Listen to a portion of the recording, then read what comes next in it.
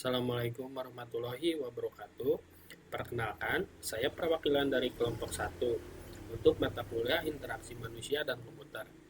Kelompok kami beranggotakan Gun Iskandar, Taufik Rizal Pahlawi, Stephenson Jenius Barata, dan saya sendiri Riki Guntara. Saya akan mempresentasikan hasil kerja kami mengenai pengembangan antarmuka pengguna berbasis web untuk sistem informasi perkuliahan Universitas Widyatama yang ramah pengguna dengan studi kasus pada si Akad Widyatama. Latar belakang masalah. Seperti yang kita ketahui, perkembangan teknologi informasi sangat pesat terutama di dunia pendidikan. Sistem informasi perkuliahan seperti si Akad menjadi tulang punggung kegiatan akademik di perguruan tinggi, mulai dari pendaftaran hingga melihat hasil studi. Namun, agar sistem ini efektif, antarmuka penggunanya harus mudah digunakan atau user-friendly. Saat ini, mungkin masih ada tantangan dalam penggunaan si Akad yang ada.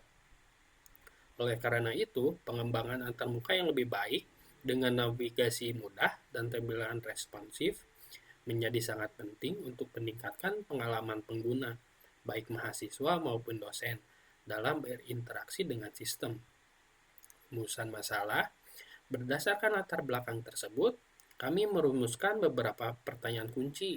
Pertama, bagaimana merancang antarmuka pengguna berbasis web yang ramah pengguna untuk sistem informasi perkuliahan? Kedua, apa saja faktor-faktor yang perlu diperhatikan dalam pengembangan antarmuka pengguna yang efektif dan efisien bagi mahasiswa dan dosen? Dan ketiga, bagaimana cara mengevaluasi dan mengukur tingkat kemudahan pengguna sistem informasi perkuliahan berbasis web setelah pengembangan antarmuka pengguna baru? Target user. Target pengguna utama dari sistem informasi perkuliahan ini tentu saja adalah mahasiswa dan dosen Universitas Widyatama. Karakteristik pengguna. Dalam merancang antarmuka, kita perlu mempertimbangkan berbagai tingkat kemampuan pengguna, mulai dari yang mungkin kurang terbiasa mengoperasikan komputer, yang sudah bisa, hingga yang sudah mahir. Antarmuka yang baik harus bisa melayani semua tingkat keahlian ini. Persona pengguna. Untuk memahami kebutuhan pengguna lebih dalam, kami membuat persona. Contohnya adalah yang pertama, Sarah, umur 21 tahun, mahasiswa penuh waktu Fakultas Ekonomi. Dia aktif menggunakan si Akad setiap hari untuk cek jadwal, akses mata kuliah, dan berkomunikasi melalui forum. Lalu ada Rudi yang berumur 24 tahun, mahasiswa paruh waktu teknik informatika yang juga bekerja. Dia butuh akses cepat ke jadwal kuliah dan tugas. Seringkali sambil bekerja, kebutuhannya mungkin sedikit berbeda karena keterbatasan waktu. Dari sisi dosen, kita punya persona seperti Dr. Maria yang berumur 40 tahun, dosen tetap psikologi. Beliau menggunakan sistem untuk menyiapkan materi, mengajar, mengoreksi tugas, dan memasukkan nilai. Kemudian ada Dr. Budi, umur 45 tahun, dosen teknik informatika yang juga seorang peneliti. Selain mengajar, beliau aktif dalam riset dan butuh sistem yang efisien untuk mengelola waktu antar mengajar dan penelitian. Persona ini membantu kami memikirkan fitur dan alur kerja yang sesuai untuk berbagai tipe pengguna. Analisis task. Sekarang mari kita lihat contoh analisis tugas atau task analisis untuk fitur dasar. Misalnya melihat jadwal kuliah. Idealnya langkahnya sederhana. Yang pertama, login, langsung masuk ke dashboard yang menampilkan jadwal hari ini. Jika ingin lihat jadwal lain, maka arahkan kursor ke menu jadwal. Jika jadwal kuliah, sistem kemudian menampilkan daftar jadwal yang bisa difilter. Tujuannya sangat jelas, yaitu memudahkan pengguna melihat jadwal kuliah mereka. Contoh lain adalah melihat hasil studi.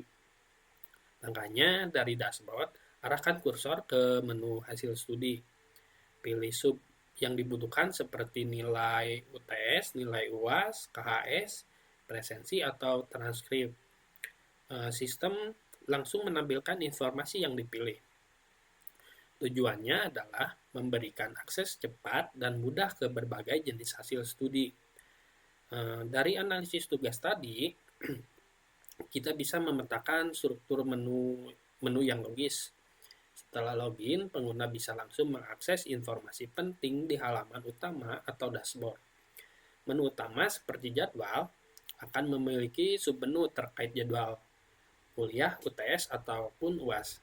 Begitu pula menu hasil studi akan berisi submenu nilai KHS, presensi, dan transkrip. Struktur yang jelas ini penting untuk navigasi yang mudah. Mental model adalah bagaimana pengguna membayangkan cara kerja sistem. Berdasarkan pengamatan kami, baik mahasiswa maupun dosen umumnya mengharapkan setelah login, informasi penting seperti jadwal hari ini langsung terlihat. Navigasi menu yang jelas seperti jadwal dan hasil studi tanpa perlu mencari-cari.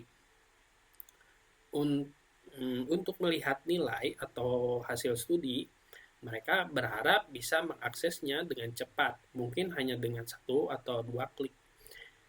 Desain antarmuka harus selaras dengan mental model ini agar mudah digunakan. Ini adalah tampilan utama ketika user pengguna telah berhasil login. Ini adalah menu jadwal kuliah. Langkah-langkahnya untuk masuk ke menu jadwal kuliah adalah setelah login, pengguna akan berada di halaman dashboard, tampilan jadwal hari ini dan pengumuman. Yang kedua, arahkan kursor ke menu jadwal di bilah navigasi atas. Yang ketiga, klik menu jadwal kuliah. Dari drop-down, sistem akan menampilkan daftar jadwal kuliah berdasarkan semester dan hari dapat difilter.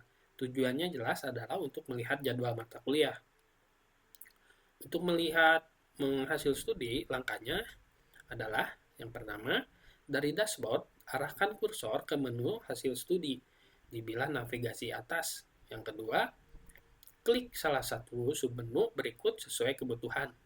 Yang pertama bisa nilai UTS, nilai UAS, KHS, presensi, dan transkrip. Setelah memilih, sistem akan menampilkan informasi yang sesuai. Tujuannya adalah untuk melihat hasil studi. Kritik dan saran.